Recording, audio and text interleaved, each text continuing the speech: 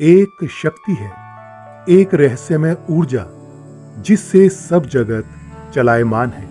वैज्ञानिक अभी तक इसे कोई नाम नहीं दे पाए हैं। हालांकि प्राचीन काल के ऋषियों और संतों ने इस अज्ञात शक्ति को शिव कहा है। शिव वो ऊर्जा है जो हर जीव के भीतर मौजूद है। इस ऊर्जा की वजह से ही हम अपनी दैनिक गतिविधियों जैसे सांस लेना, खाना, उठाना, चलना और बैठना कर पाते हैं। ये ऊर्जा न केवल जीवित प्राणियों को चलाती है बल्कि ये निर्जीव चीजों में भी कार्य करती है। हम महाशिवरात्रि क्यों मनाते हैं?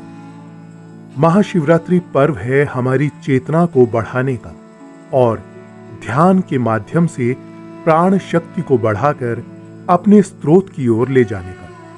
पर शिवरात्रि क्यों मनाई जाती है? वैसे तो महाशिवरात्रि को लेकर कई कहानियां मौजूद हैं। उनमें से कुछ का यहां उल्लेख किया जा रहा है। कहते हैं महाशिवरात्रि के दिन भगवान शिव ने देवी पार्वती से विवाह किया था। जब देवता और राक्षस अमृत की खोज में समुद्र मंथन कर रहे थे, तब मंथन से विष निकला था और स्वयं भगवान शिव ने विष पीकर उसे अपने कंठ में रोक लिया था, जिस वजह से उनका शरीर नीला पड़ गया था और उनको नीलकंठ भी कहा जाता है। एक और किंवदंती है कि जब देवी गंगा पूरे उफान के साथ पृथ्वी पर उतर रही थी, तब भगवान शिव ने ही उन्हें अपनी जटाओं में धरा था, जिससे पृथ्वी का विनाश होने से बच गया था। इसलिए भी इस दिन को शिवरात्रि के रूप में मनाया जाता है और इस दिन शिवलिंग का अभिषेक भी किया जाता है। महाशिवरात्रि के दिन क्या करें? पहला है उपवास। उपवास से शरीर के हानिकारक पदार्थ बाहर निकल जाते हैं और शरीर की शुद्धि होती है, जिससे मन को शांति मिलती है। जब मन शांत होता है तब वो आसानी से ध्यान में चला जाता है। इसीलिए महाशिवरात्रि पर उपवास करने से मन तथा चित्त को विश्राम मिलता है। ऐसी सलाह दी जाती है कि इस दिन फल अथवा ऐसा भोजन ग्रहण करें जो सुपाच्य हो। दूसरा है ध्यान।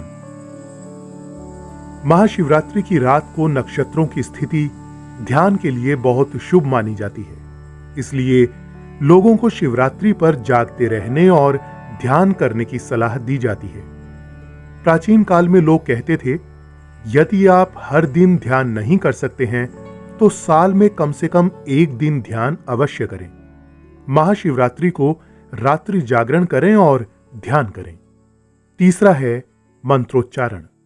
महाशिवरात्रि के दिन ओम नमः शिवाय मंत्र का उच्चारण सबसे लाभदायक है। यह मंत्र तुरंत ही आपकी ऊर्जा को ऊपर उठाता है। मंत्र में ओम की ध्वनि ब्रह्मांड की ध्वनि है, जिसका तात्पर्य है प्रेम और शांति। नमः शिवाय में ये 5 अक्षर न, म, शि, वा, य 5 तत्वों की ओर इशारा करते हैं। ये 5 तत्व हैं पृथ्वी, जल, अग्नि, वायु और आकाश।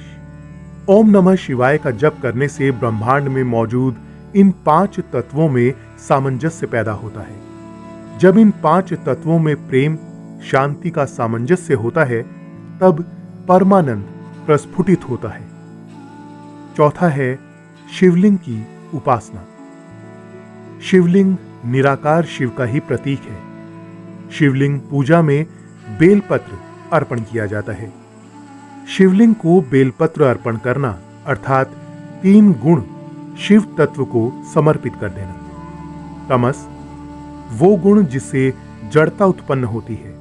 रजस वो गुण जो गतिविधियों का कारक है। सत्व वो गुण जो सकारात्मकता, रचनात्मकता और जीवन शांति लाता है। ये तीनों गुण आपके मन और कार्य को प्रभावित करते हैं। इन तीनों गुणों को दिव्यता को समर्पण करने से शांति और स्वतंत्रता प्राप्त होती है।